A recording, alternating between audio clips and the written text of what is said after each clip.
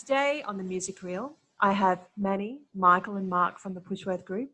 And our special guest today is Mr. Dan Nebe. Now, he is the executive producer of Rockin’4 The Homeless, now in its 7th year. Dan, how are you today? Good, thank you. And thank you for having me. We're really keen to see how you've been going with this incredible experience that we've all had in the event, hospitality and music industry. I guess in modern history, this is the first time any of us have experienced something like this. So first and foremost, what have you been doing in lockdown? Okay, so I guess I'm going to be totally honest, I've actually enjoyed it. It's been a break. It's been a break, and it was unplanned, but I can't whinge anymore about being tired because I've certainly had a big break. I've done lots of reading. I've done lots of writing of music myself. I've fallen totally in love with my fiance over and over every day. So it's been a totally good thing. And yeah, I've been really bored, but look, I've been busy. I've been keeping busy. That's good, because I don't know if you've seen our previous episode, but I mean, these three guys have just run. I mean, Manny for 30 years, Michael for 17, Mark for 6. And this is the first time that they've actually stopped without the phone ringing. So it's been really good to have that complete stop, like you said, be able to take a breath, to be healthy. Yeah, and I think it's I think it was unplanned, and like the industry's reeling and everybody's like out of work overnight. But I'm sure a lot of them, once we get through this, will actually have enjoyed that break, and I'm sure that they will. I agree. I think Manny's got a question for you. Hey Dan, mate, thanks for coming on. I guess for me we were one-time event managers for some significant Queensland events, so we feel your pain when it comes to putting a festival together.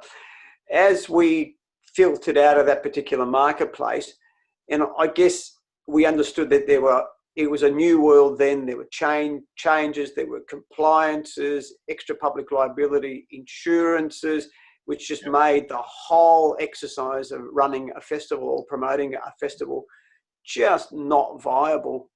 And we're sort of going back maybe now probably 6 years ago since we sort of left that side of the industry. You're now like 7 years into Rockin’4 The Homeless, and I guess the compliances and all the costs associated.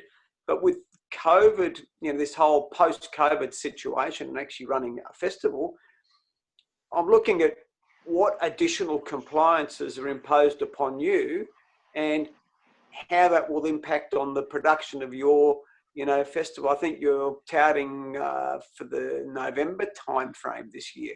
So how will things change?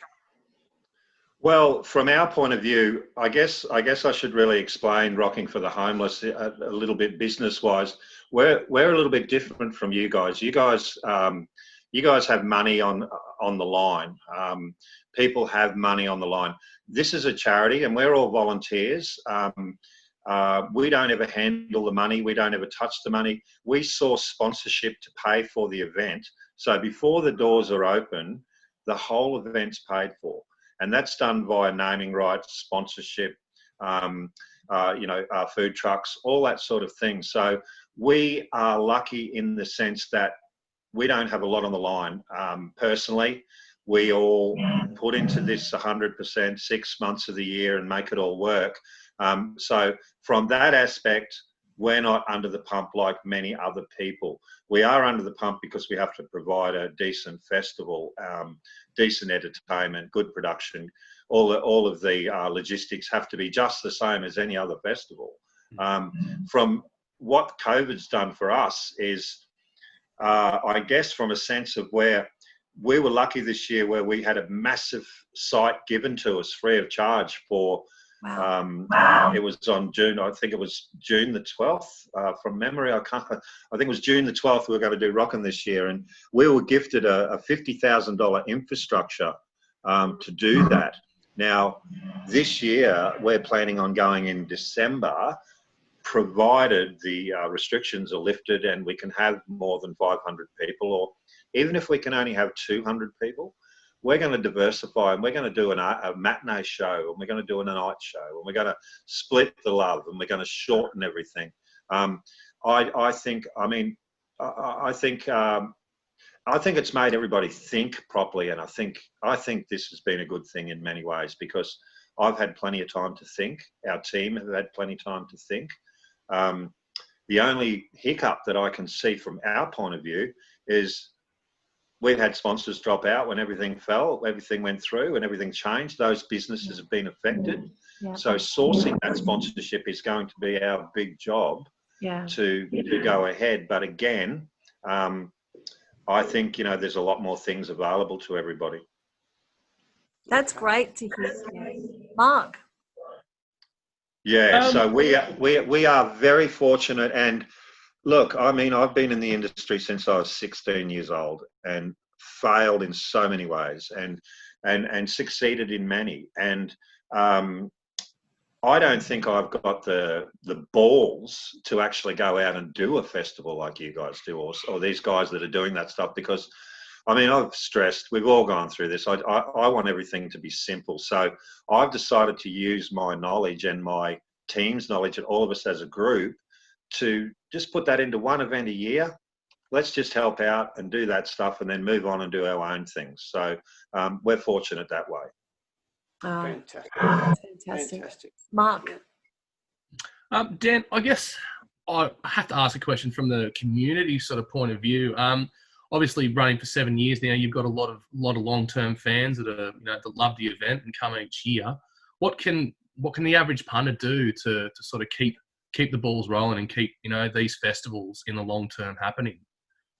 Yeah, good question. Look, here in Redcliffe, we're very fortunate because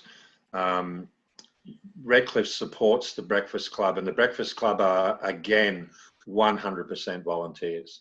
Nobody gets paid. And they are just, they've been going for 16 years now, and the community gets behind that. Rockin’4 The Homeless is part of the Breakfast Club.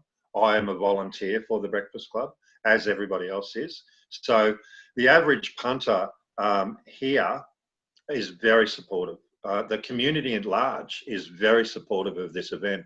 It is a Redcliffe event, and I guess from our point of view, we can be proud of that, is that we've created an annual music event that helps a cause, and the people get behind it massively.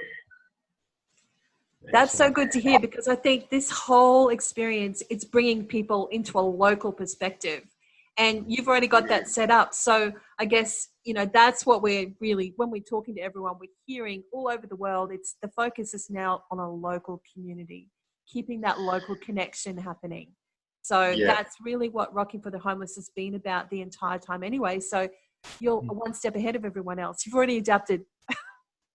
Yeah, and that's a good thing, because, it's such a touchy subject, charity gigs, and it's so, it can be so, you've just got to keep an eye on everything, because, if anything goes wrong, you can just imagine what would have to happen. I mean, if anything went south in any way, shape or form, this is a small country town. We've got to live here. So, and Brisbane in itself.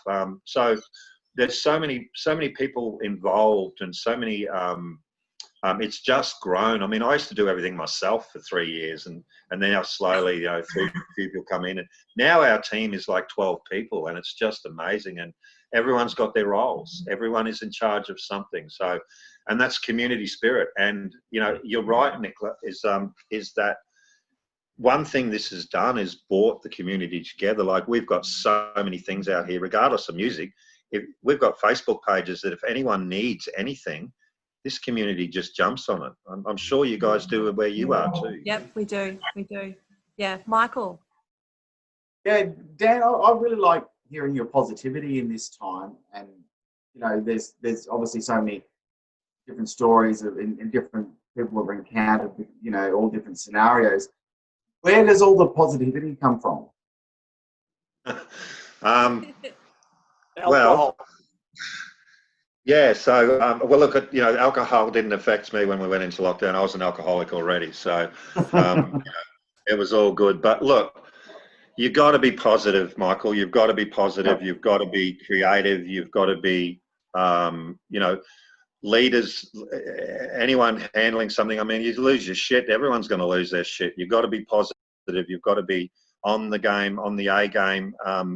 And I mean, I learned to be positive from many people. Manny, you're one of them. You've always, whenever we've had some conversations that have been volcanic, but you've always remained calm, and you've been one of those people. And even I remember we went for a flight to Sydney not long ago. Just your positivity on things, mate. And I learned lots of things from Marshall Cullen, all those people that I tour with and things. And being positive is, it breeds positivity. You be negative, and 1,000 times negative energy is going to come. You be positive, and you'll get 1,000,000 times. So just got to be positive, mate. That's good. It's good to hear. It's good to see positive. Good to see positive people out there. Yeah, Absolutely. And I think your story is quite inspirational for all of us. 7 years, Rockin’4 The Homeless, an event that's run by volunteers. It's a pretty huge achievement. So we're quite proud to be associated with you, Dan, with this event. Yeah. With all the work. And thank you so much. Yeah, well, Pushworth's been a part of that. So, you guys have been there, and we've all sort of grown together on this. So I do appreciate your positive and words, and good on you guys too. I see you guys are being very positive and creative on social media wise as well, and that's a great thing. We're trying to stay connected with everyone because everyone's got a story to tell. Everyone is going through their own lockdown experience. And then it's out, once you're out of lockdown, what can possibly change in our industry? It's unlimited with events and hospitality and music. So as you say, having a very firm vision and trying to keep that focus positive is the best way to just step into this unknown world together. None of us know what we're facing. We know it's going to be different. So the only way we can do it, like you said, is just to keep that ray of sunshine hanging over here to get us through, because we don't know what's coming. That's the only way to do it. No, and that's true. That's so true. Well, Dan, look, it's been great to talk to you today. I'll put all the links for everyone for Rockin’4 The Homeless so that they can support it when it actually happens in December. We wish you all the very best, my friend, and please take care in this very insane time. But I'm glad that we all feel a bit more positive today after speaking to you. So thank you for that. And I'll leave it there. Thank you, guys. Bye, everyone. Thank you so much. Dan. See you later, guys.